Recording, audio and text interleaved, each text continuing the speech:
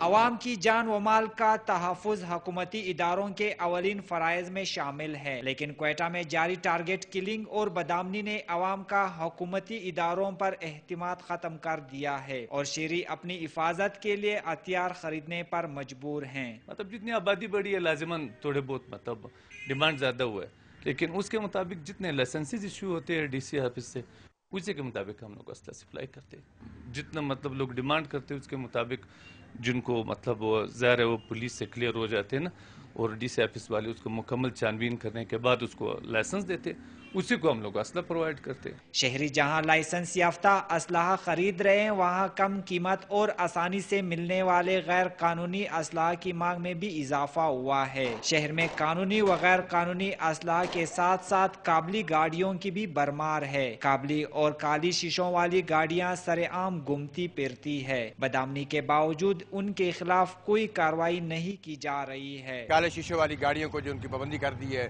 ان کو بیچنے والوں کو منع کر دیا ہے، لیکن زیادہ تر جرائم ان چیزوں میں ہوتے ہیں۔ گورنمنٹ ان چیزوں کو سختی سے چیکنگ کرے کہ یہ کیا ہو رہا ہے۔ موٹر سائیکل جو ہے بغیر رجسٹریشن کے پھر رہے شہر کے اندر ہے۔